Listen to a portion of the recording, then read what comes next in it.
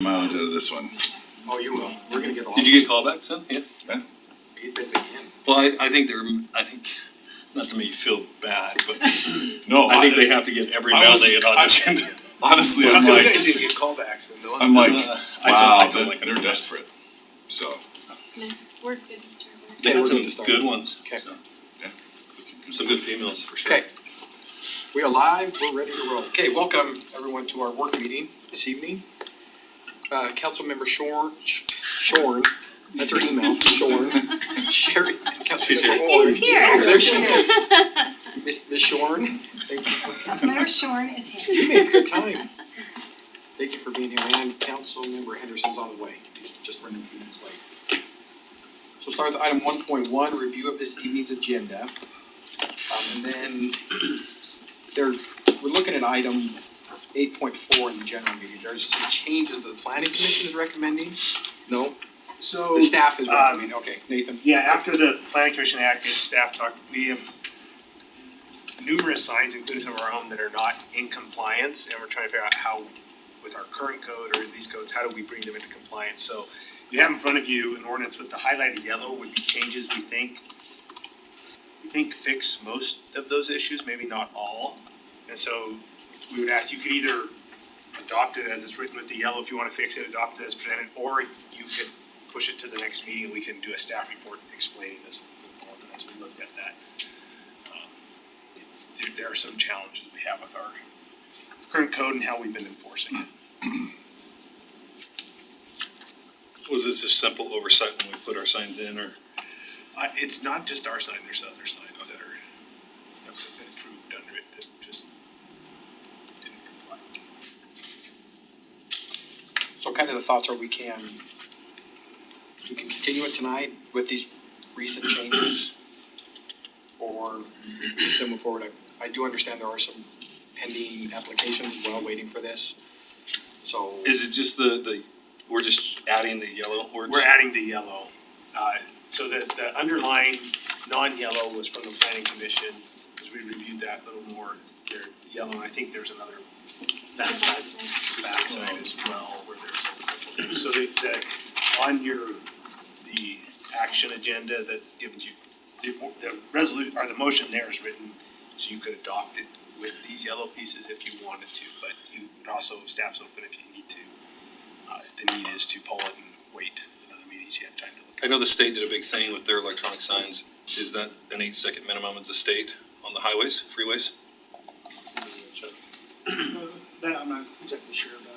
I know, I guess reviewing I was looking at other city ordinances, that's kind of what they were implying, with the around like the arterial roads and.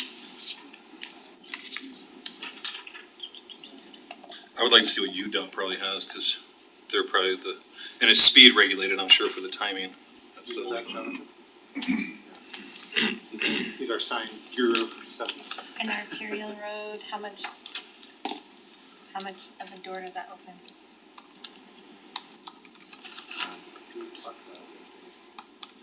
So that, you have to be next to Mountain View Corridor and an arterial, so I don't think it opens much of a door. But it says or, not. Yes.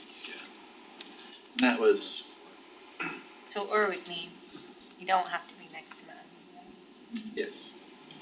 So does that open That's a pretty big Because we door? discussed 118, right, right? Because for a future potential sign for the city, right? 126th, 118th, 134th, it opens all of them, right? all of it opened all of the major arterials. I guess that's just my question, is that our intent? Cause it just seems like I remember when it was first happening, it was really trying to be tight, so it was only Well, what was happening, so a specific case we can look at is the new Gorilla Wash.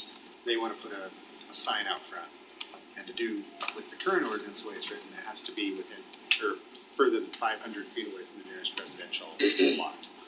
Well, if you draw the 500-foot radius around it, it's like 484 feet from the corner of the property of the residential development across the street behind the wall to the north. And so, as we started looking at it, this would shrink that distance down on these arterial roads, but not on the collectors. So it would allow our commercial sites on our arterial roads to have signs where otherwise they typically would not get to have any sign on the street for commercial application.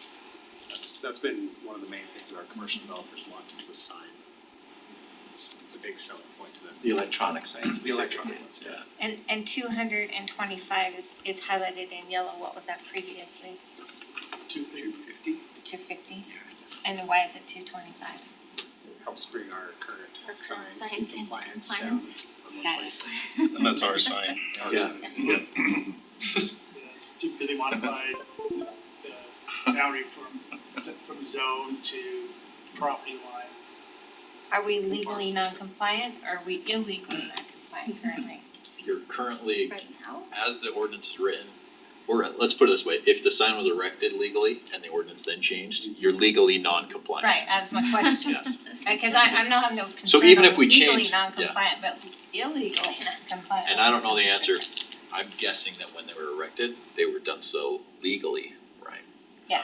That's the assumption I'm making. So I guess to me, Let's it's go with not, that assumption. it's I not like as that. big of a deal as far as our own signs, if they were erected before this ordinance was enacted, it's legally non-compliant, it's not that big of a deal. No. So it just concerns me a little bit, and I understand. A little that bit more on that reasoning. one too, is 250 feet was to the home, and as we started looking at it, if we had other instances, we said, what if an empty lot's there, what would we measure the original home? So we decided to shorten it to 225, because that's a setback, and then put it to the property line, instead of to the home, is that Okay. correct? Mhm. To the residential use. And this brings us more in line, I think, with other cities. I was looking around at other cities, this brings us very much in line with other cities, I believe. It does seem to be more acceptable to communities than it used to be. This is just becoming more common for advertising or typical in the commercial centers. Our arterials require precast walls, so that's So one we- of the reasons we're looking at shrinking that down. So, too. Yeah. again, the option is, do you wanna hear it tonight, or do you want to delay it so we can provide you more information? It's really up to you. As we noticed and we're reading through, we don't wanna pass it and then have to come immediately back. Yeah, It should be, I agree we with wanna that, clean for it sure. up, so. And my intent isn't to delay it and further delay the progress of things that are going on, but I hate not having time to understand it before I make a decision on it. And I don't necessarily need even a big presentation from you, but just my own opportunity to study a little bit more about it. But what do you guys think? Cause to me, it's the arterial road, it's like, okay, that will, what does that mean? I 100% agree with, I think if you have a business here and we say you can't have signage, it's like, oh, that's kinda shooting yourself in the foot, right? We're talking about just monument signs in this though, correct? With the Or digital display. Less Digital- than 6 feet, with the changing.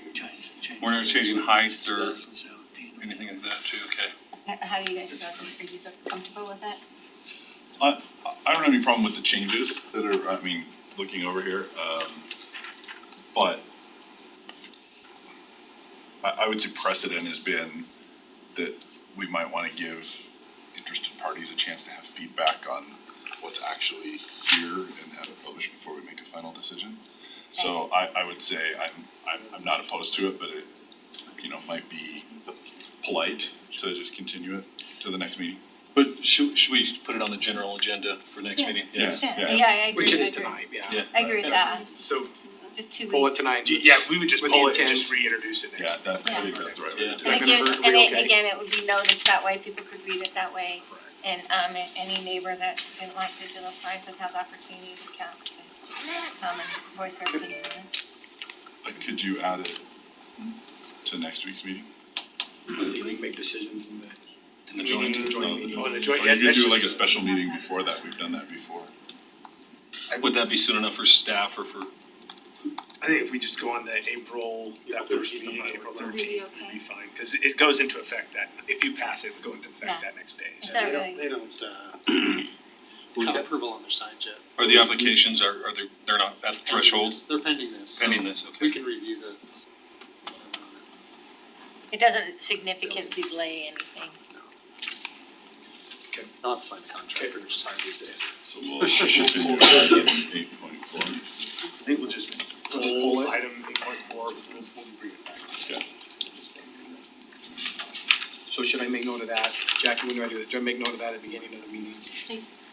Same for me, for council. Okay. I apologize. Don't worry, Mayor, she'll type you up a new agenda with verbiage. Or maybe Somebody's not. poking. Sometimes when I have to make a motion at other meetings, I'm like, where is Jackie's notes? What am I supposed to say here? Okay, item 1.2, or any other, sorry, let's stay on 1.1, any other concerns or questions about other agenda items tonight? Okay. Item 1.2, any future agenda items we'd like to see? When's the general plan coming back? Is that in late April? Is that what we're looking at? We're working on the, Should be next meeting, right? is it April 27th? That's I right. think Okay. Yeah, I can't remember, you asked We us to won't have have it in a have work all the meeting by- information to you before. Correct, we wanted any items, we moved it at the request of Councilor Henderson past April 15th, which put it on April Right. 27th.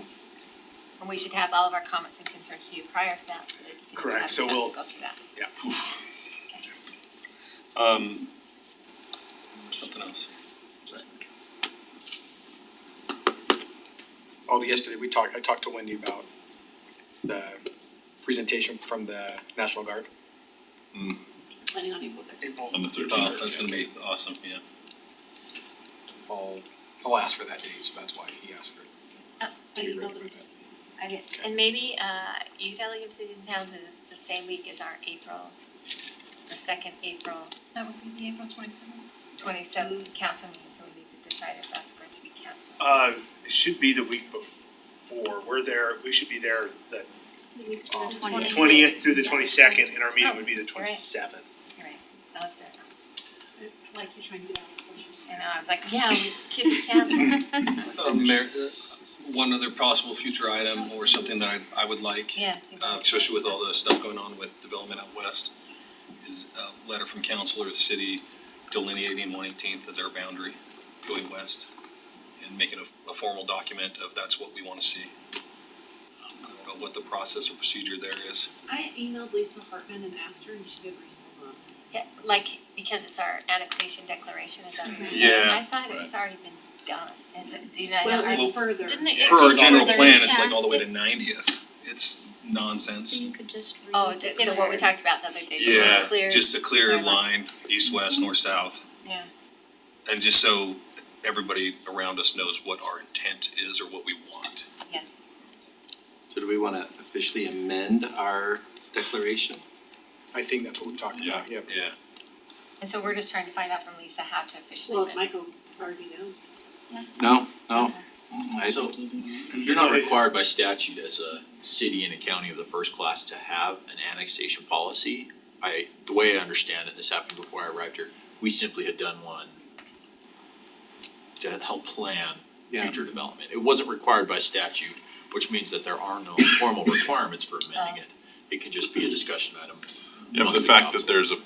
there's published The county. information out there that suggests that that's our intent, I think it's A formal letter. meaningful for us to Right. declare that that's And that was my inaccurate. point, is to bring it up and say, you guys can decide how you want to formalize that. There are no statutory requirements about how you So we would have just to do have a that. formal letter then from us Our- stating that. and Our send- previous annexation declaration was approved through resolution. Yeah, I think a So if regular we council, wanted just a to resolution. override that. we And would it's just do it that reflected in way. the general plan, so we'll wanna amend that in Yeah. our And general that'll plan. be the general plan, update. yeah. So do we wanna put that in the work meeting? That doesn't need to be on a general meeting then, right? We can just discuss that in the work Resolution. meeting? But if you're gonna pass a resolution, it would be on the general. Right, but do we need to agree on it in a work meeting before?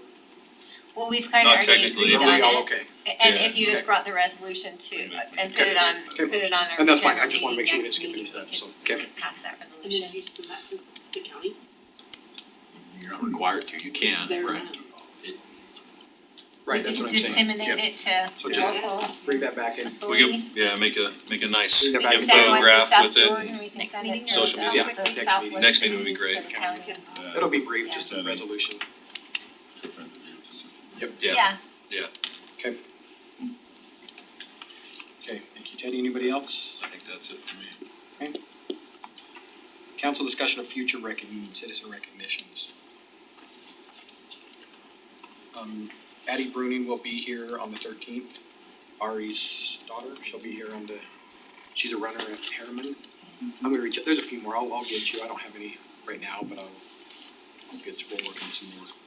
So I think at the first of the month, we'll bring a short list, just get general approval on it, and then invite them for the next meetings, and just try to keep on inviting them until they all come. Then each month, we'll just keep it simple. So we do have a few groups tonight, the dance Yeah, groups coming we tonight, got a couple of people coming tonight, should be fun. Boys and Girls Wrestling from Yeah. Mountain Ridge. Yeah, that's cool, so.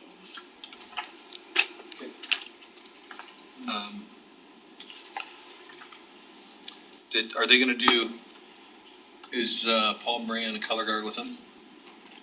I'm asking. Yeah, we mentioned it, I think it'd be I think, awesome. Okay. Yeah, You cause mentioned- Colonel I think wanted to they go. do the Sounds like parade he's too. bringing the colonel and the general. Yeah, Yeah, Dave's gonna do, yeah. yeah, Colonel wanted to come, and I said, hey, if you guys are coming, bring 3 or 4 other guys to do the flags. Okay. So,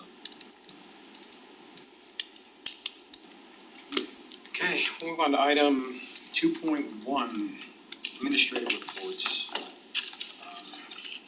Discussion regarding the creation of 2 new Harriman City committees. Tammy, I'm gonna go ahead and start with you, and are you okay with that? Yeah. Or did you want me to lead it? No, that's fine. I can kind of talk about what we have, and then you can take over from there and discuss what it is that you'd like to see. So this stems from a conversation in the February meeting where Mayor Palmer suggested that we consider 2 additional committees to increase our community engagement. So tonight, we're just returning this to the council to see if there's kind of a consensus on the creation of 1 or both of these committees, and then to discuss what the desired purpose of each of those committees would be. So the first committee is the Diversity, Equity, and Inclusion. This is a committee that has actually, a lot of cities have started putting these in place over the last 2 years. Obviously, the larger cities have already had these types of committees in place for several years. And they basically are, there to increase the city's capacity to improve on their engagement across their community and to celebrate the differences of their community. So the mayor and I have actually looked into the ways that several of these cities have set up these committees. No 2 cities are alike. They all are set up very differently. You have Ogden, where their committee is obviously more of a commission because they have very large issues. They focus on homelessness, housing, poverty, and then of course in embracing their cultural differences. But then you have a city like Draper, who's a little bit more like Harriman. They've gone through kind of a lot of growth, so they're starting to become more of a diverse community. So they just started their committee in 2020, and it's made up of residents. I believe they have 7 members. Their committee has little sub-focus groups on it that actually do outreach with businesses, with schools, and with events. They sponsor 2 events a year. They do an international arts and craft fair, and then they do an organized walk. And then all of their other events just piggyback off of the city. Like during the city's week-long city celebration, they have a cultural day.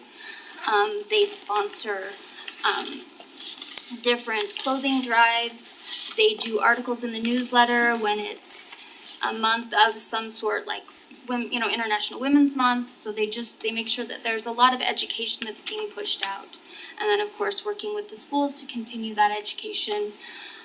They also teach weekly English classes, Spanish classes, and it's all at no cost. It's just their volunteers doing this. So it's really a volunteer-run committee, but they do have a staff liaison. And they make a report to their council on a quarterly basis. So those are just some things to consider if this is something that you want to do. Then the other committee that was mentioned was the Reputation Management Committee. I keep referring to it as positive promotion, and that's basically what it would be focused on, is just creating a little bit more positivity when we're looking at, our businesses and our events and city business, and just, generating those positive conversations because the negative conversations seem to be easier to put out there. And I know that the mayor has talked a lot about this, so I'll actually let him take over from here and talk about some of the ideas that he has on both of these committees. And then if you have questions on how some of these other cities have done it, I have a lot of the detail. And I did put together just a sample framework for the Diversity and Inclusion Committee if it's something that you want to consider. I just compiled a bunch of what everybody does so that you could go through it and see what you would like and what you wouldn't like.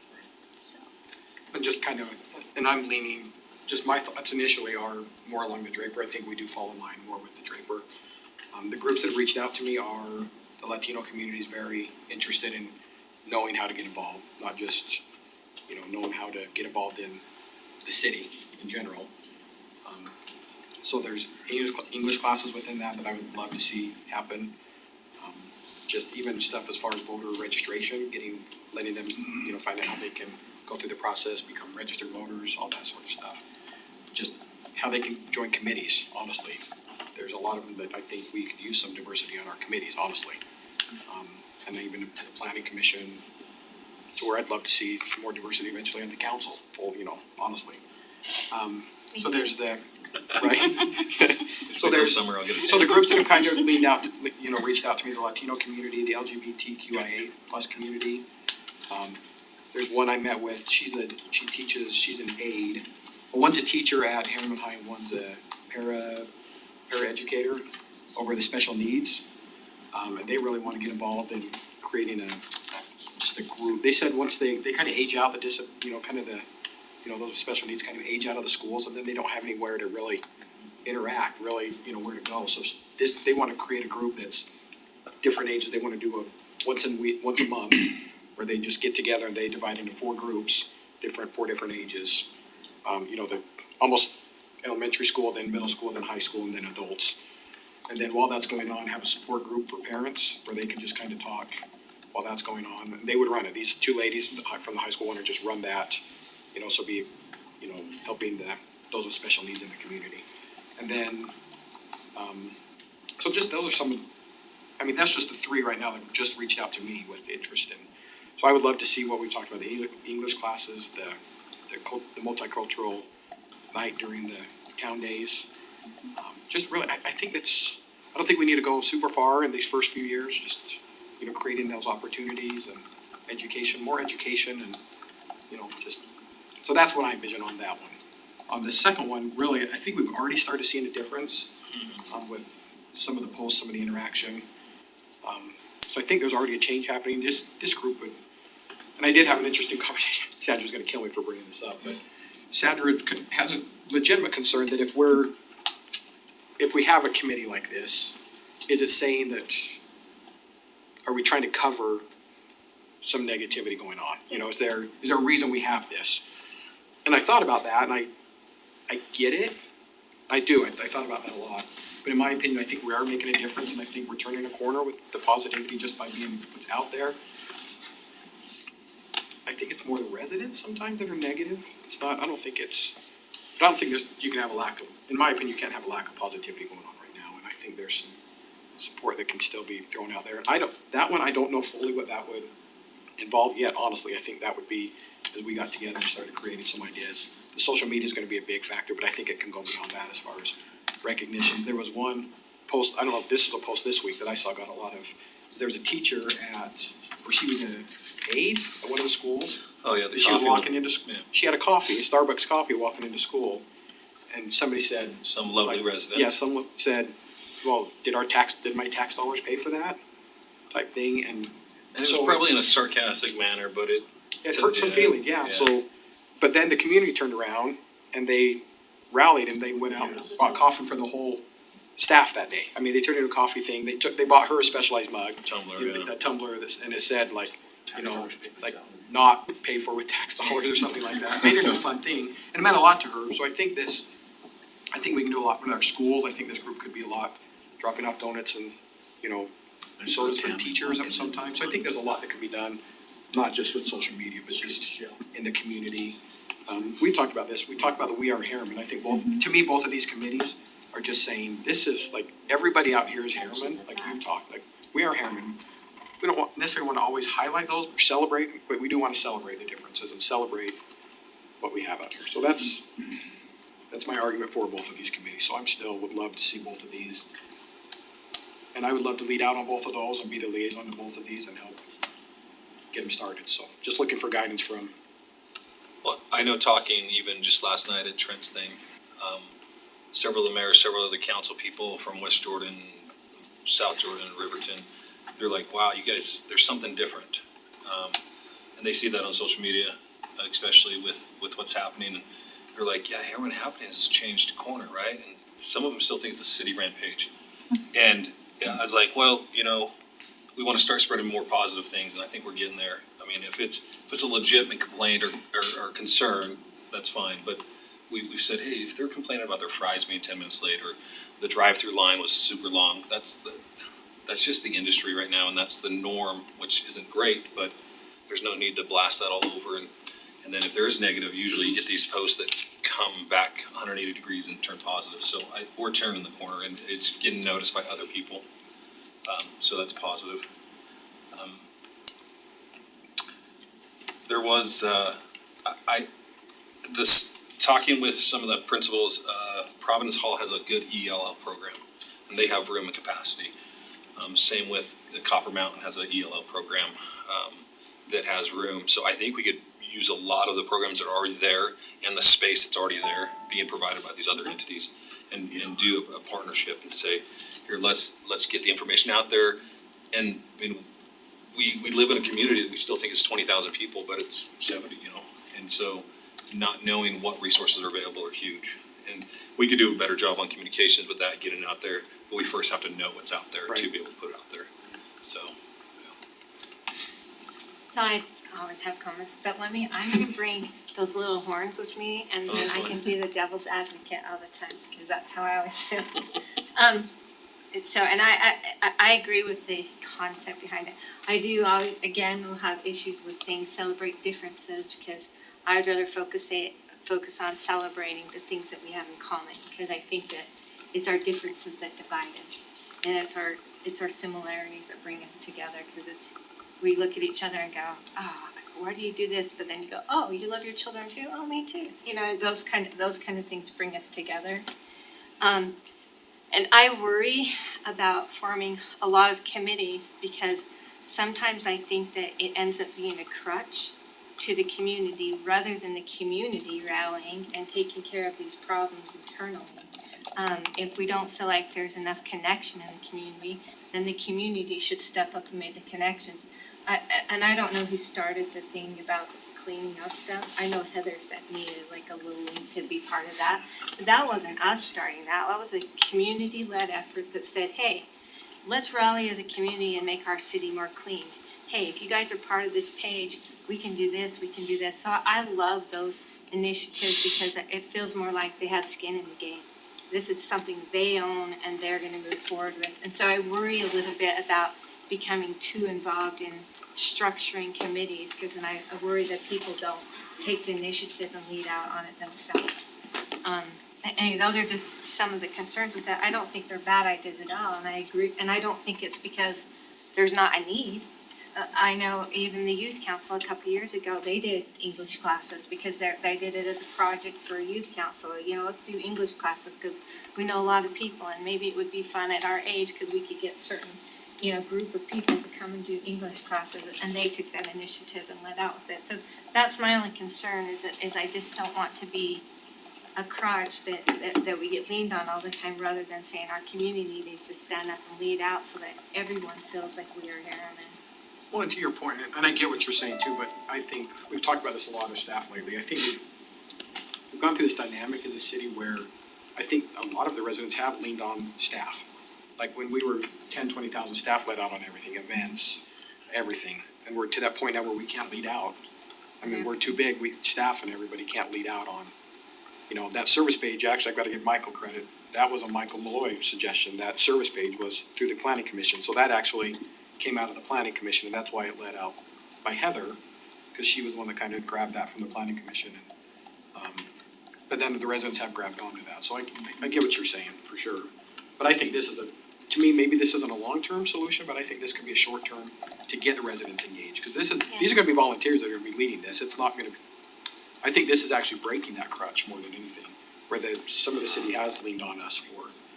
We've talked with this the 501c3 that we're starting, there's other cities, they run their entire, like Harriman Town Days, that's not an events thing at all in other cities, that's run by volunteers. Yeah. And I think this is a bridge to where our staff does so much, the staff does a lot, and we've gotta take the load off at some point if we're gonna keep offering Yeah, these sort of things too. so like committees with the sunlight, you know what I mean, that has a time that says, our purpose here is simply to get education out, that finds out all these resources in our community and starts disseminating them out to the community, so then the community can pick them up. Just like these people that you were talking, the paraeducators, they're like, they want to do this. Nothing is stopping them from doing it. It's like, how do you get people just to finally take the step and push that forward and do it?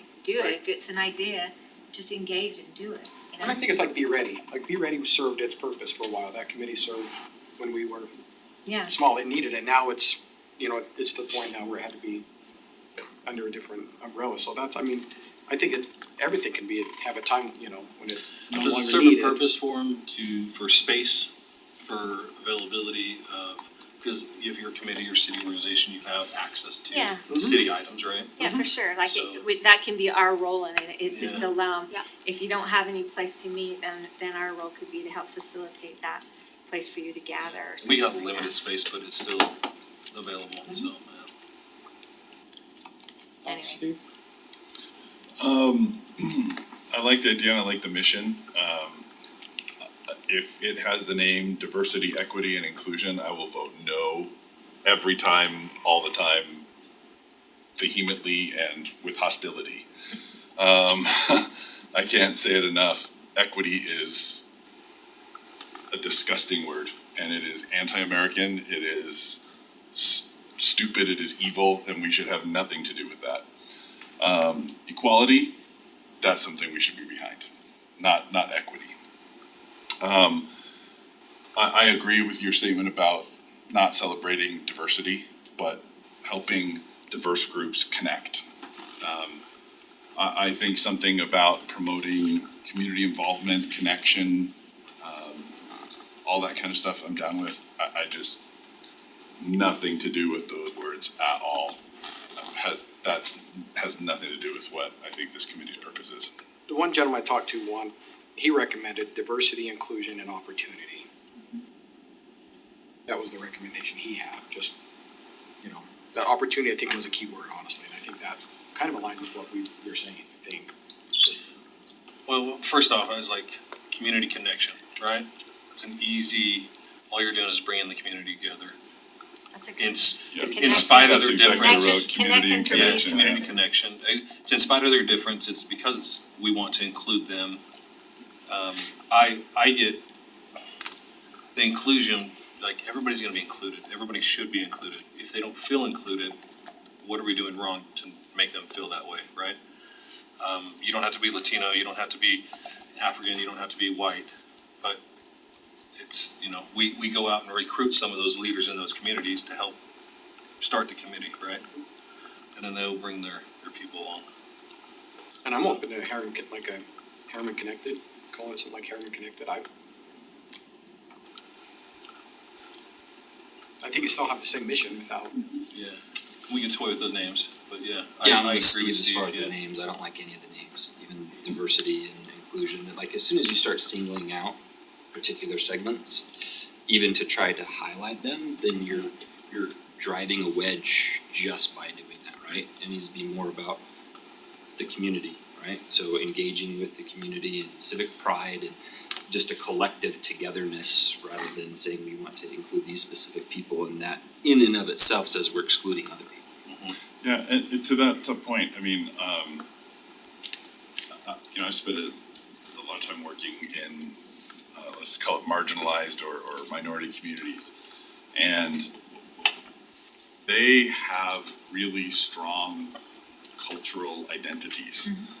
They have churches and communities, groups and chambers and things that are built around promoting cultural celebrations, which I think are awesome, and I'd love to see more of those in our community. Those are fantastic things, right? It's great opportunities for education and outreach and involvement and people to break down some of those barriers and get out and find out about these other cultures and groups. But what I find, at least in my experience, what most of these groups are looking for is some of the things you said, like speaking English, learning how to, solve problems in the community. Some don't even know how to open a bank account. All of those kind of things that are, they're not about diversity. They're not about, it's about cohesiveness. It's about, I'm trying to think of the right word. Sorry, I'm old.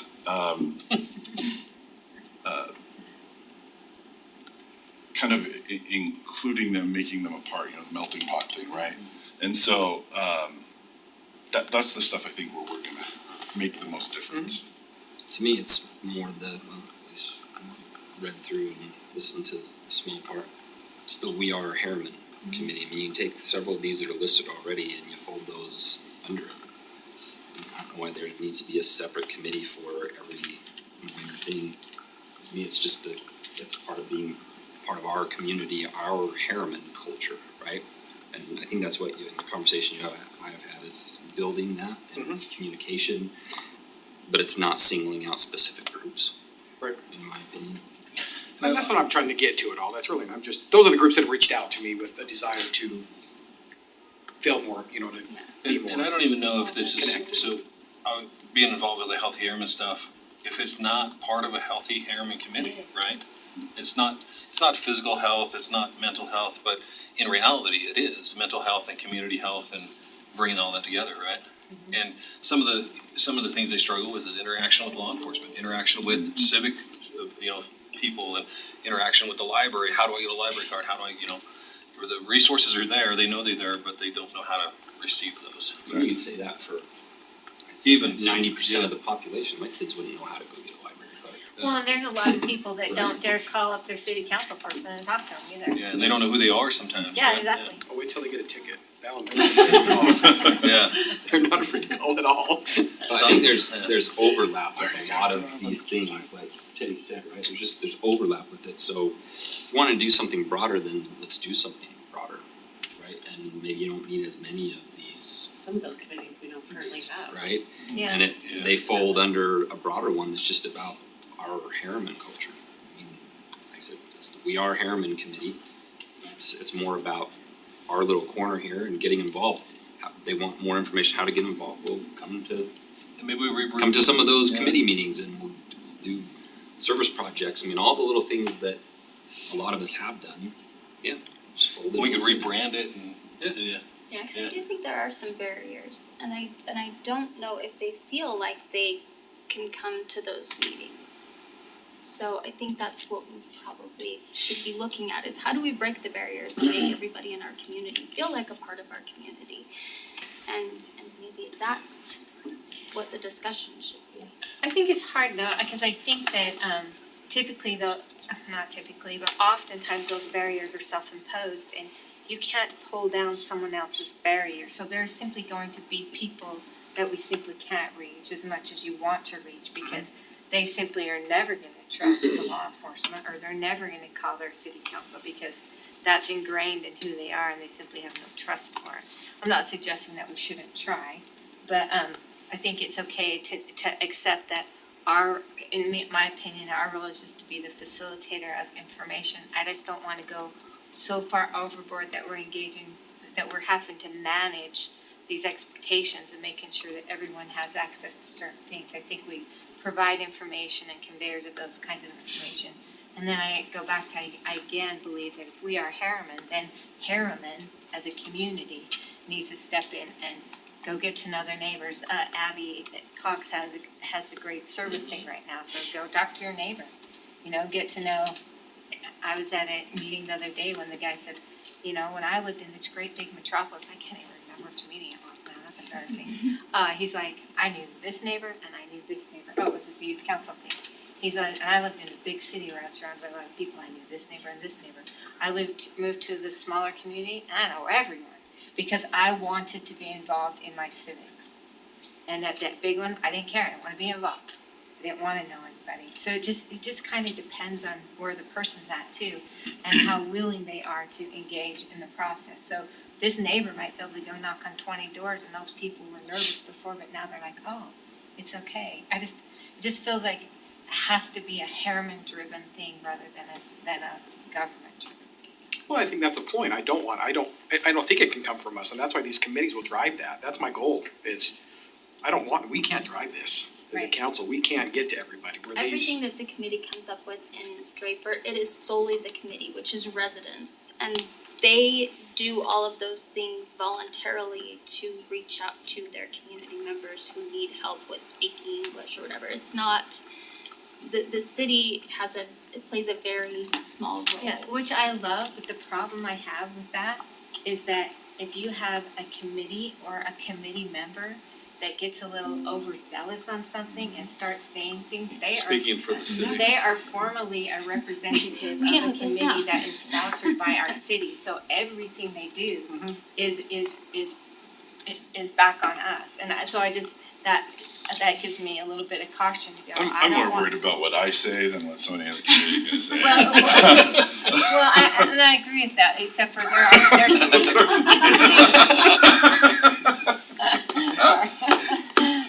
see how when things you say just get taken out of context? Anyway, that's my only concern, is that you can't let them run amok either, because you have to have some oversight on it. If it's Well, your and sponsored committee. the danger, I think, and at least what I've seen in some other situations, is where you try to be, or you focus on diversity and inclusiveness, you end up with divisiveness. Yep. So whatever this is, to me, it's more, it needs to be broader rather than focusing on particular groups. Yeah, completely agree. Yep. There's no Harriman group culture, focus. Yeah. The sort of tough thing is that when you do the It's inclusivity or diversity, you usually have one group that rules that, Yeah, that's That's driven, exactly and that's, what I'm thinking. that's what we've seen in other communities. And And there other, might be groups that want, one night dedicated to that, whatever that topic is. yeah, it's a culture night or whatever, yeah, for Great, sure. but they can't run the whole thing, so if it's a broader scope, that we can have Did you say sorry? several of yeah, those it's just a committees. bigger discussion, I mean to keep throwing things out, but they're just concerns. So having Looking for experience with these kinds of committees, I think you're all mentioning some of the fears that happen. Sometimes it comes up, sometimes it doesn't. But if you're gonna put it into one of these existing committees, I think we should restructure that. I think it is important to look at who makes up that committee, and if we're trying to reach out to a large Venezuelan population, see if we can't get somebody who's interested from that community. It's better to get some buy-in so they do feel like they Yeah. can come. Without, I actually like the concept of the Harriman connected, or however you do it, something sort of, you bring together, or healthy Harriman or whatever, but instead of the diversity, equity, and inclusion committees, they are a little bit of a lightning rod at times. And so last community, we had a park named after Kit Carson, right? Explorer did all this. When he was in southern Oregon, they were attacked by a Modoc war party. So he led a group of individuals, and they wiped out a Klamath village, 2 different tribes. So those tribal members there, when they do this, they're like, what about that side? And so they're going through this whole thing where they're gonna rename. My thought was, I would put both those stories up.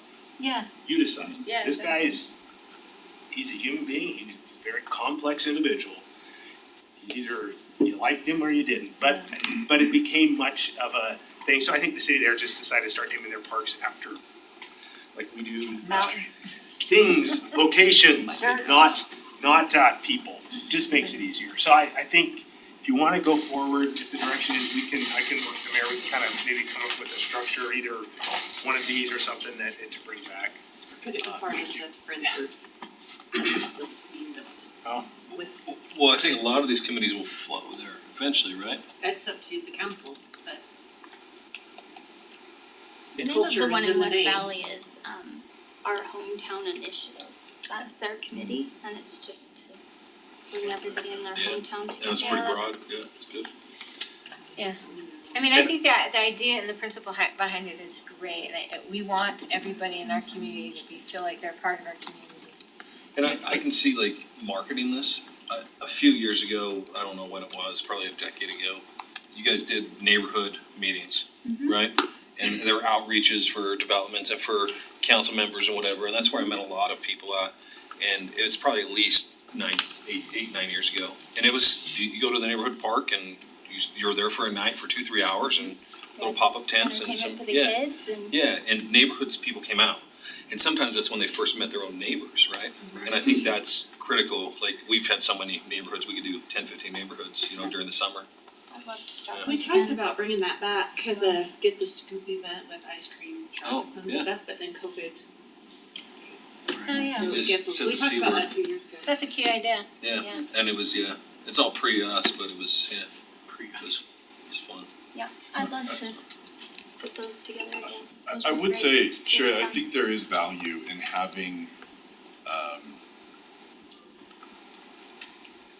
what the city could bring as an asset in terms of, promotion and even preserving or sharing information.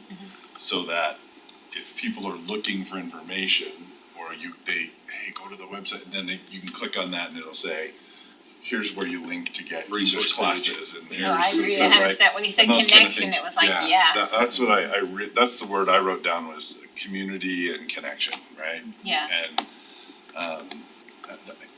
Us as a I feel resource, for these groups that's and how I I really feel want like, them to understand, Yeah. you know? that's how I feel like we facilitate it, is just linking them with those tools rather than Yeah. anything else, Yeah, we don't wanna be the Yeah. tool. Yeah, Yeah. just. Maybe that's my big Definitely picture want to be a is, we've got to expand, I think you've got 5 very active community members in here now that are running for council, right? Yeah.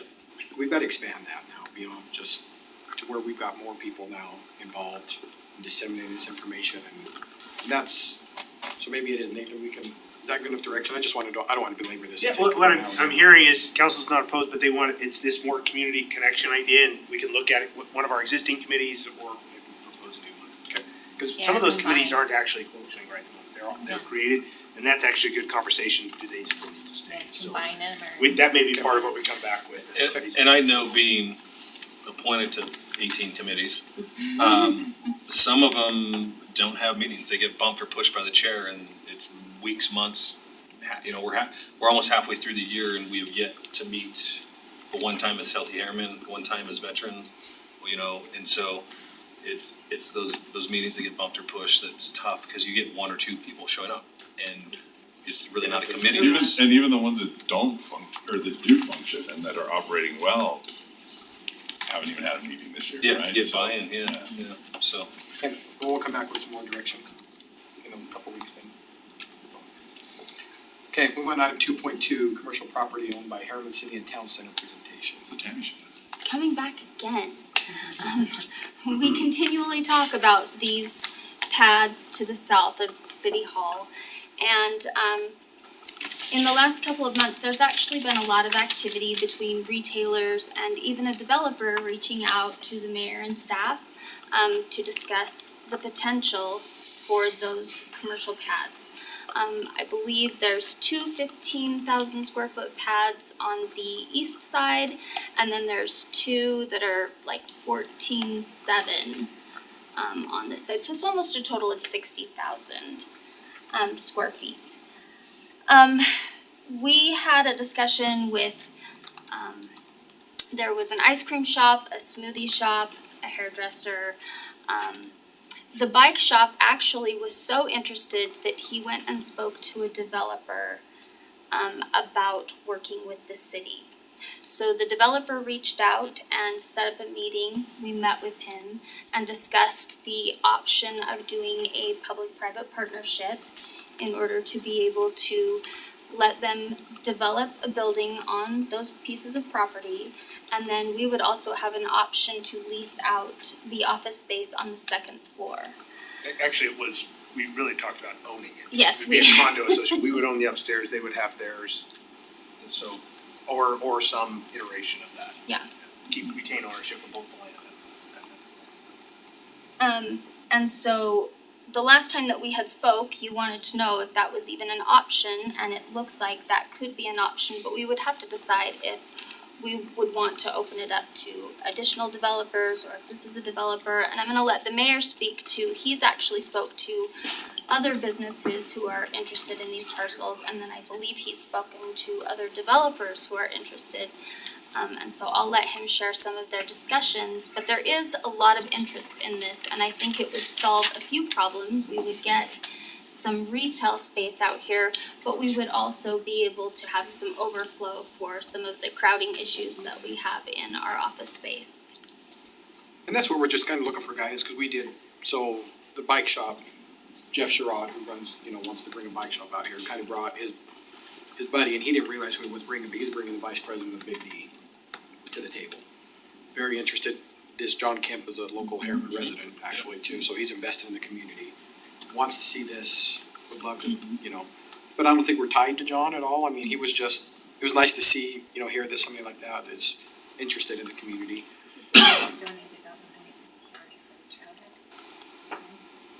I don't think so, no, that No, was, this is the company that's building the airport. yeah, he's just finishing up. Maybe they built the center too or Yeah, something. No, I don't need Big D, I need I don't Bike think shop. so, that No. was different. Miller, okay. Spencer, No, it will get some over. Miller, yeah. That's right. So really interested, so what we're trying, I think we've got interest out there, we've got interested parties in the retail. Very interested, I think they're ready to go, we just need to provide them. Problem is, nobody, and I've been in meetings before, this came before Teddy and I were elected, but they're interested, the bike shop wants to come. The hair salon would like to relocate here fast. So there's options, we talk about possible city upstairs, I don't think that has to happen right away, but we would like, if we wanna look at that. But there's a lot of we've talked about these shared workspaces, the WeWorks, accelerator yeah. type of spaces, maybe they could temporarily be up there until we're fully ready to move in. But what we're looking for, these guys needed permission to say, we're ready to move forward with that lease type option we just need to get moving on this, we can't sit on this anymore. I just wanna know if that's a real option for the city, because they would have to put a lot of time and effort into putting together a plan. I just wanna add something, I think there actually is real merit to this idea in a broader discussion. One of the key locations that was identified, in the, arts facility feasibility study was the pad across the street over here. The big pad, right, or piece of that big pad. And to have a retail storefront, at least bottom over here, would be a just tremendous complement to something like that if that's where it was decided to go. The idea being, those, whatever businesses go in there would hopefully be a complement to that kind of a thing, right? So that people coming and going to that would come out and visit restaurants or dessert places or coffee shops or whatever, not that we wouldn't want a bike shop, I mean, that's awesome. But, I think we'd wanna find a way to have a plan, if that's where it's going, to have the right businesses in the right locations kind of thing. And Big D did talk about that, he talked about his vision of who could be there, like an ice cream type shop that he's got connections to. See, I kinda see it as the whole South Jordan little entrance into their city hall on the backside. off That's the exactly railroad. what he I mean, envisioned. that's, yeah, Yeah, that kind of a thing, right? yeah, He had a good vision, he talked about that's where, the two fronts, so you could enter from the backside or the front side, because you have the side that faces the park. Right. And then you have the backside that faces the road, so he had some really good ideas. We can put out, like I said, we don't have to be tied to Big D, we can put out an RFP type of thing. Have we done any of the legwork that we talked about before? Have definitely, consultant. So we have looked at something, that's one of the things we need, there are groups that would take space like that, we need space. Yeah. So that would be part of this Well, I mean, as public-private far as- partnership. Like what the square footage, the type of buildings, the cost, et cetera. So Is that's, this- I mean, this is like deja vu 10 times for me. Bike shops and ice cream shops, and that stuff sounds nice, but are they feasible? so, again, that's part of, when we met with Big D, that would be part of this public-private partnership. You would have to develop, our rents, what kind of rents would you have to make that work? Is it feasible? So that would be before you ever break ground, you're doing that as a partnership. Who's doing that? That would be, developer. well, it would be the Partnership, developer, the the city developer. partners with somebody and they're gonna come back and say, because they're going to be the ones leasing the space, right? They've gotta see, can I build this and can I lease it? We can give them leads, So but I've said that's all this part of that feasibility. a million times that, I mean, there are companies that this is what they do. They go and find places like this and build a building and lease it out to those companies. Like, have we consulted any of them? Location and types, et cetera? So that's actually what we're talking about in this partnership. We started down this, we were approached by one, we can go with one, we can do an RFQ to find out who else would be interested, but really what we're looking at is council comfortable with the public-private partnership approach?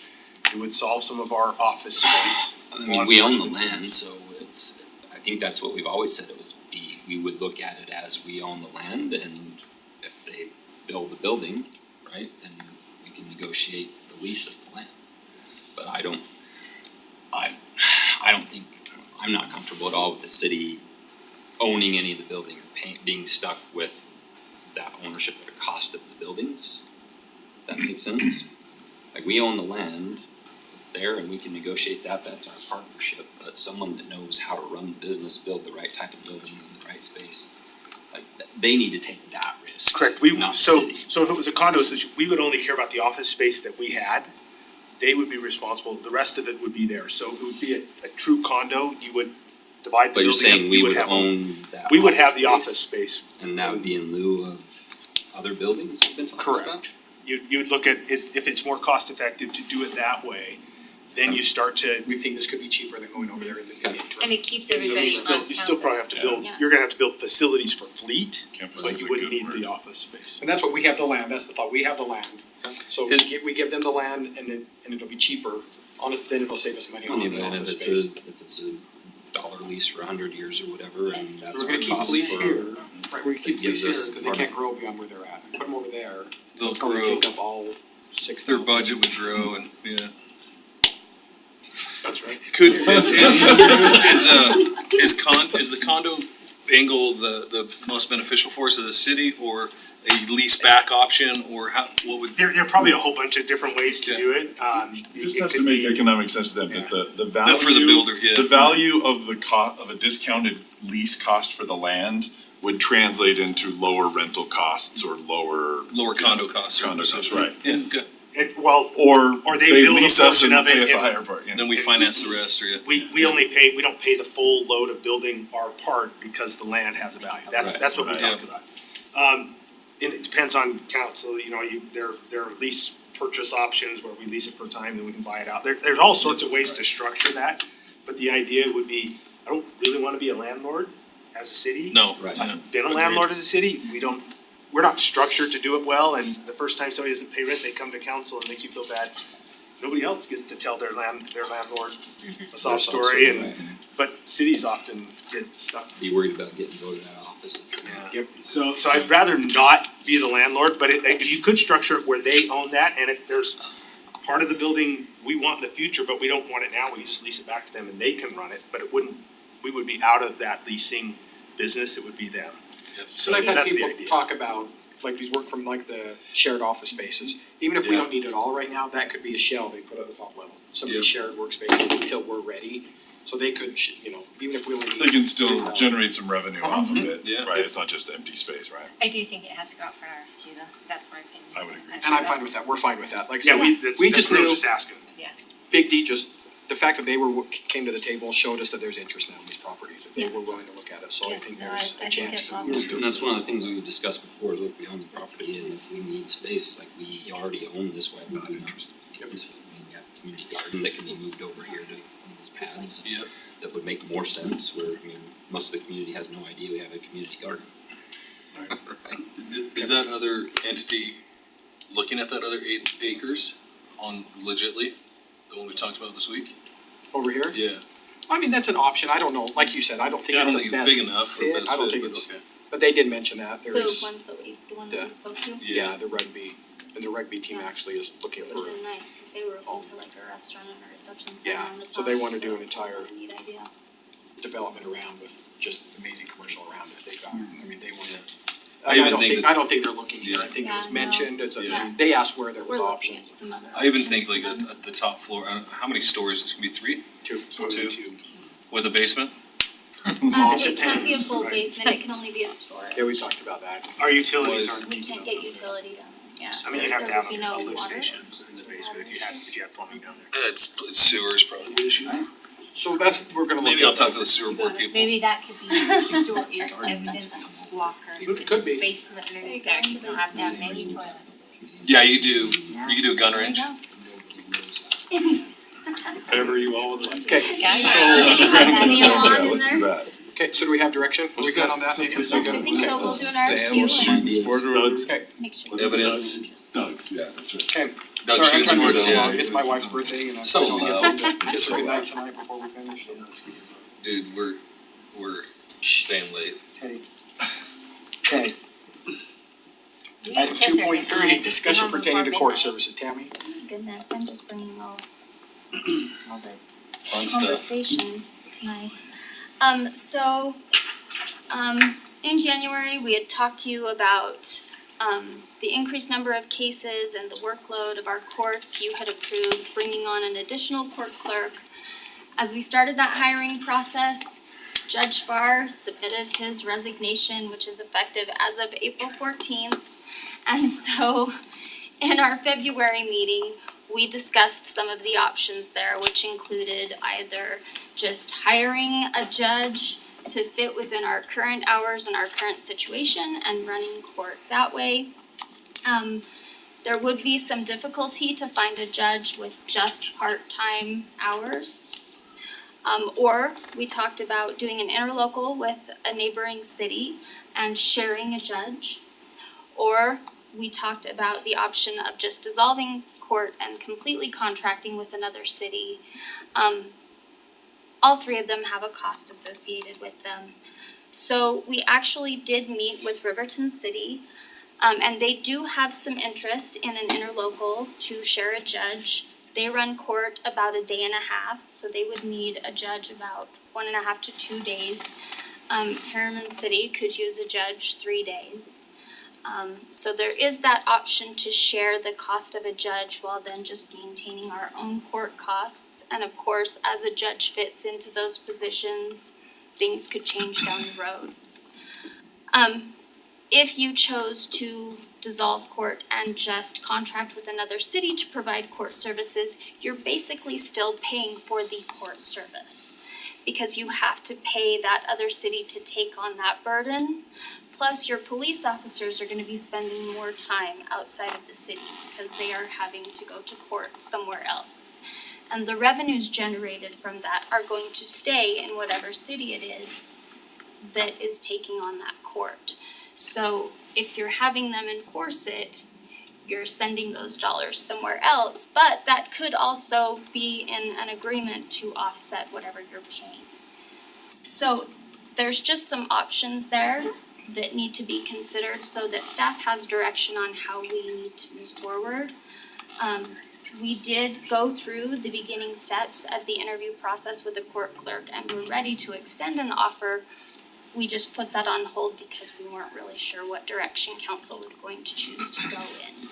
So we did listen, we did go out, we talked to another city. They are interested in an interlocal agreement if that assists with your decision making at all. But I just think that maybe if we just talk about what those options are and what council feels most comfortable with moving forward, then we will know what we need to do. We do have an increase in our caseload, as mentioned, and our DUI cases and our DV cases, I mean, they do take a lot of time. And that would place a burden on another court should we put all of that on another court. But that's just something for you to consider as we go through this process. It also burdens our residents too, and It does, they would have to drive somewhere else for those court services. When you think about what our population is set to grow to, we would be bigger than Sandy and South Jordan. And if we didn't offer this service, that's a lot of your community that you'd be sending somewhere else for that service, so. Can I ask a question? In this report, it says over the past 10 years, the weighted caseload of the court has gone from 0.15% to 0.42%. Of what? What does that mean? I have no idea what that means. That is. AOC talk, Let me pull all of it. AOC talk. Yeah, it is AOC talk. Exactly. It's in court cases processed. And so they have a formula that bases whether your judge would be like a .14, a .25, a .5, you know, so it's whether they're super part-time, part-time, 3/4 or full-time. It's half-time. And so, and we are actually even higher than this report now. So we are actually closer to, 3/4 time. yeah. Okay. Does this also, we're gonna have a new prosecutor, or are we always gonna have a prosecutor if we outsource? So you would I'd have to. depends on which- Or, yeah, we are gonna talk. So we actually put that Depends, that's the lawyer immediately. speak, yeah. Yes, We put that's that why it's discussion after immediately this after this one, discussion. Cause it really kind of depends what you wanna do. If you were to dissolve court and send it someplace else, we would be paying for a prosecutor, just not here. Just somewhere else. Never, so the one issue I see as a burden more on police wouldn't necessarily be the warrants, but it would be going down there to go to trials or to testify. Our policing. And you're sitting down there waiting and And then he still has to provide coverage. you're still waiting and they're, We spend a lot of time with the prosecutor for screening and warrants and a lot of other things that would pull people here to another place. You'd be sitting down there for a Absolutely. lot of time, you'd have a lot of wasted time and Yeah, it's travel. not my favorite. Can we get shared services to pay for that? Teddy. Sorry. So, the prosecutor potentially, this is probably the next item, but it will also offset some of the items you're doing or serve as a secondary attorney for the city, possibly, is that what, okay? For me, I think it's a no-brainer. I think we try to interlocal with Riverton and And increasing our court time just that extra day will allow us to be a little bit more efficient too. I mean, it's not necessarily that your court makes money, but we would increase our revenue slightly because we would be able to process more cases each month. Right now, we're scheduling 4 and 5 months out.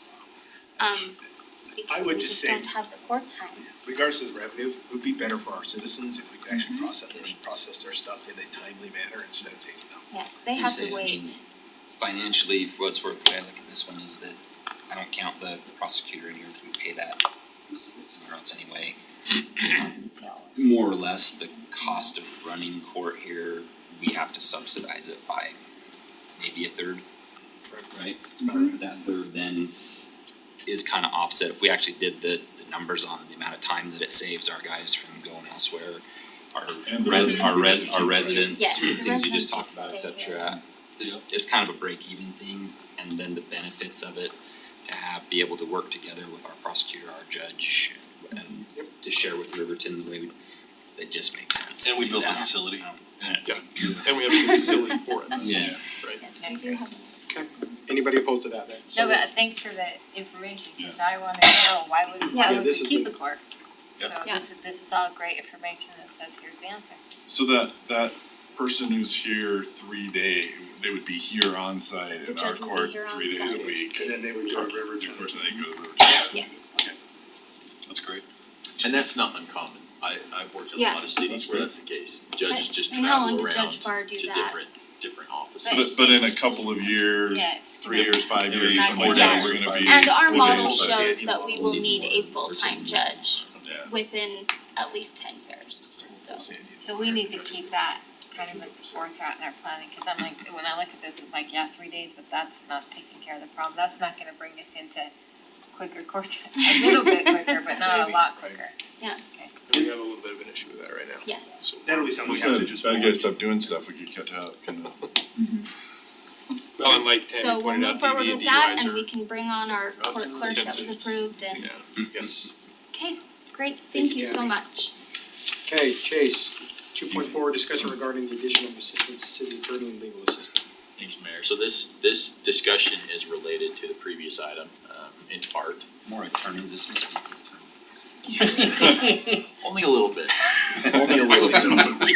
So, just for some context, the legal department is really made up of 4 divisions. You've got the human resources department, the strategic services department, you've got the prosecutor services, and our outside legal services. Those last 2 are not divisions within the city, meaning we contract for those services.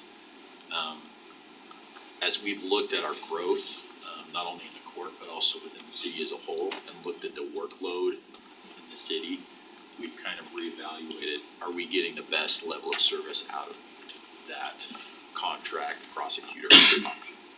And as we've looked at that a little bit, I think we get exactly what we pay for, which is a great deal for the city, but it's probably not the level of service.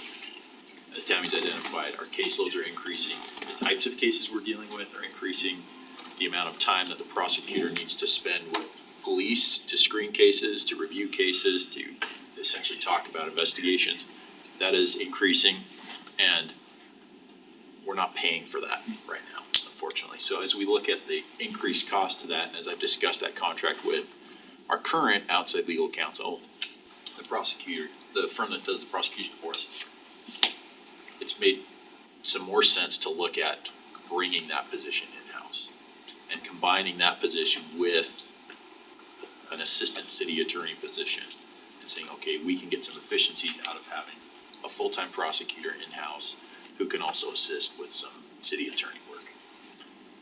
The financial side of that is sort of already covered by the legal department. The strategic services position has been left unfilled since Gordon Hayward left. Gordon Hayward. He's right there. He's right here. He's right here sitting here. I'm sorry, Gordon Hayward. I'm sure Gordon Hayward would actually be very flattered that I connected him with Gordon Hayward. So that position's been unfilled, meaning that salary and burden have remained in the They legal were in the department's budget, they just have. So they've been unspent for this entire fiscal year. So really, part of this discussion is, do we want to just reallocate that money to this prosecutor / assistant city attorney position, which would also free up the $40,000 that we're spending for an outside prosecutor, and reasonably reduce the amount that we're spending on outside legal counsel for specialized items and different research projects that the legal department leans on additional outside legal counsel for. So that's kind of the context for the discussion. We're really going to have to hire another attorney, another prosecutor, and another assistant city attorney in the future. The 10-year plan that we worked on as staff anticipated that happening in the 2023 fiscal year, so within the next, 12 to 14 months at least.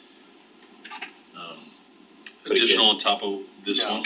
No. This- So essentially what I'm trying to get at is that We may be we may about just a year ahead. scooting that up a little bit, not substantially. I mean, we're almost done with this budget year. And like I It's in stated the earlier, budget the anyway. money's already in the It's in the budget. We're just saying, we would just look at reallocating that to this position. Essentially, you wouldn't see the legal budget go up significantly by doing this. You might talk about the legal assistant and why, if we go bring a prosecutor in-house, we would need a legal assistant. So one of the things that we pay for with this outside prosecuting firm is file management, and that is a huge project. Just like police have understaffed in the records department, law firms spend a great amount of money managing their file systems. And prosecutors, I mean, you might have 80 cases a day, 4 days a week, that each have their own file. And that records retention and file management just requires additional work.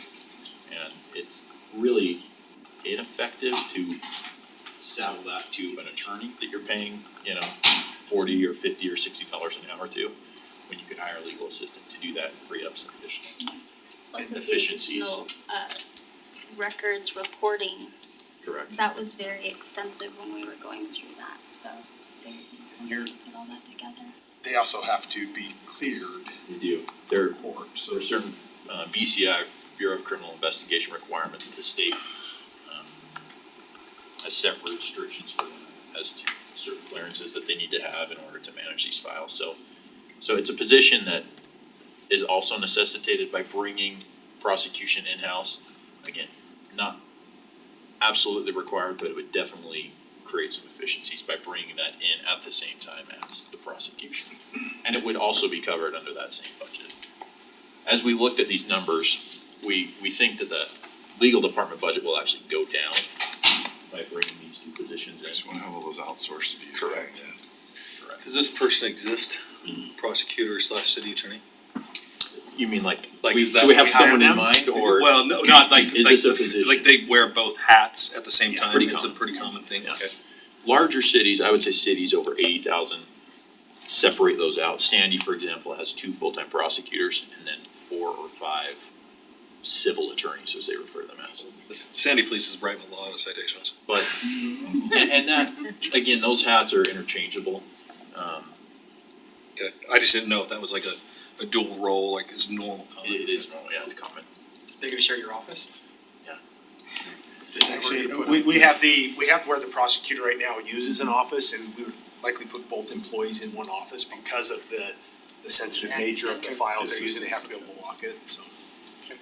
We have thought about that. That is one of the great questions that we asked whenever the city wants them, where are they going to sit? Because we're kinda out of space. Yeah, Stand. they'll be in court the In the whole basement, time. right? Yeah. Walking treadmill. Okay, I'm good with that, I'm good with the direction. Anybody else, thoughts? You good? Yeah, I think, especially when we can take money we're already spending and get more benefit out of it, that's a much better deal. You good? Money that was allocated. Okay, Jerry, you good? Now can be Okay. used. Ted, you good? Yeah, oh yeah, for sure, 100%. Okay, I'm not gonna try to attempt 2.5, Michael, I think that's I agree. gonna be a lengthy discussion. Can we Let's skip talk about that? beer. Can we talk about beer real fast? We'll come back. We can talk about beer real Can we talk fast. about beer real fast? Okay, can we do that? Jackie, can we jump to 2.6, talk about beer? Alright, so really the question is, do you wanna sell beer at events? And I think asking, and I could say it's, are you? Where's it coming I'm from totally is the first comfortable question. Where's it coming from, Councilman? So, I'm just, there's no, It's coming from Teddy. there's no samples, It comes from where those. so There's a big flight down the middle of it. Yeah. So I know that, other venues, other cities have this at certain events. I don't know how much of a revenue resource it could be for the events department and or the 501c3 or whoever we put the rodeo, town days, Moto X, Derby, whatever we have, right? Could it be an asset? Yes. Are there hurdles and nuances about it? Public safety, crowd safety. We already have drinking at the rodeo. It's evidence on cleanup if you ever stayed after hours. There's beer bottles, cans, whatever. We don't do cooler checks, we let outside food in. If we did this, we could also not let outside food in. Our vendors would have a better resource of revenue for food trucks and concessions. And then if we offered it, obviously at events, you're $6 to $8 a beverage at a beer tent or location on ticket sales. You sell more tickets than you sell beer sometimes, so it's beneficial. You're never serving the product, but it's still buying the tickets. But you can pick up a 12-pack at the convenience store Chevron at the same volume and rate now instead of tap beer. So is there a benefit? Could it be a revenue source? Possibly. And it's in a beer garden, that should be explained, it's all basically gonna be, we would contract. Well, we set the Depends on- parameters. Yeah, we set the parameters. Um, Having been in places that have done this, I mean, I've plenty of cities where, wasn't usually the city, but they were our events, and, often as a Rotarian, I have participated in running said thing. It was kind of funny to watch me do that. sign me up. Nathan runs. The Rotary would do it, we would make money, but it was a city-sponsored rodeo. The beer garden is an idea that you take snow fencing and you fence an area, that's where the alcohol can be consumed. You have to have a bracelet, that comes in, it's not, you must be wearing that, so I don't care how old you look, you have to have it to come in there, and there are all those things, and you still checked IDs. It was a very kind of rare, but our Rotary, we made a lot of money, especially at the rodeo. We made a lot of money. I anticipate, just after talking to other cities and to general distributors who provide Budweiser and Bud Light and Busch and lots of seltzers and those kinds of things, I would anticipate we would probably make 12 to 15,000 a night in revenue It's crazy. At the rodeo. at the rodeo. Moto X probably a little bit less, just because the demographics are a little bit different. But My thing is, it's happening, I think the drinking is happening, I think it's already happening, this is a way to. Contestants are drinking. If you don't think those Cowboys aren't drinking, you're up in the night. that's back of house, Teddy. About what happens in back of house. The nice part about in using where you're controlling it, Yep. you know where it's happening. They're not allowed to take the beverages out of that area, so people are coming down, they're drinking, but they're not up in the stands. In most of those events that we run, they were limited, like if you came in, you got 2 tickets, so you could have 2 beers, you were not going to be able to drink to excess. But again, whoever's doing that has to make those that, parameters. if you are intoxicated, we're not serving you. It's just like that, you would have to set those parameters as a city, before you do it, and I would lean heavily on the chief and his staff to figure out what are the best practices and how do we wanna do that so we don't create a mess. But we're already having issues with So people it drinking happens in the already, stands. right? And we deal with it, and we know it's happening. Right. Everybody knows it's happening. We staff to it already, so that's not a consideration.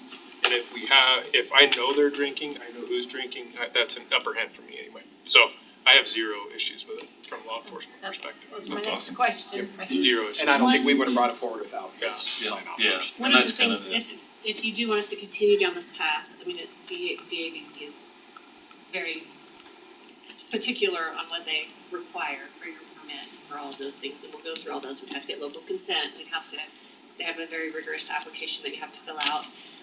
One of the other pieces is we could go with a wholesaler, like General Distributing, or Chase and I talked about an RFP or an RFQ with one of our local bars, Redemption And they would file the Garage. permits, And they'd do they all the would do, paperwork. they would staff it, they would do all of it, we wouldn't have to worry about any of that, and we would just take a 20 to 30% cut That's a great idea. of the revenue. And so it just, That was really my main It's always question the is, are you gross. saying that the city takes this on and runs it, or we're? No, a vendor or a resource probably, we make a lot more Yeah. money if we did it, right, but we also have all the responsibility. Yeah, we don't have I've never been involved where the city was doing, I said it was a Alright. Rotary Club doing it, we have to, I didn't do it. Rotary, the other members went to the council and got permission to do it. Less In liability Oregon, as well if you're- we do it, you know, there's some insurance. The idea of going through a facility that's already trained in that, is they probably have some insurance, they may have to work on how they do that, but. Say a local vendor sounds nice, but I'd be worried about their ability to control things and have the experience to. You have to agree. well, the tough, I mean, they have to have tips and serve license, they have Yeah. to have pouring license, they have to there's have all all sorts of kinds of, yeah. Might be better off. Because make no mistake, there'll be a lot of criticism, first time it happens, and if there are any problems, huge egg on the face. Yeah, I already got calls when the state liquor store came asking why we would allow such a thing, and very horrific stories shared by residents about family members killed and things like that, you know, so it's that's difficult, but I guess if what you're saying is this is more controllable really because is. we can monitor it better for something that's already happening, it's happening illegally, but it's happening. And this way we can make sure it's controlled, we understand who's drinking, we can put a limit on how many drinks, you know, that you can have 2 tickets or things like that, that might minimize the impact, then that makes more sense to say yes. And it'd only be select events I'm seeing, Yeah, like, I think. we're not gonna have it on family night at the carnival or the Hamilton. Hamilton. The team. Although the parents will enjoy that better, You need but, to yeah, have family night. Give it to the parents or the kids, one or the other. yeah, exactly. Yeah. It's very con- Okay, so we'll just take you on the path for the rodeo, whatever, test the water and see how it goes. Yeah, and lean heavily on you to help us understand how that goes too, if we kinda have to tell the problem. And we can look at it after it. Reevaluate after. Okay. Then we don't have to review ordinance. Okay, look for a motion to temporarily, Motion temporarily recess work meeting, go into general meeting. Second. motion by Kenny, second by Steve, all in favor? Yep. Kenny, second.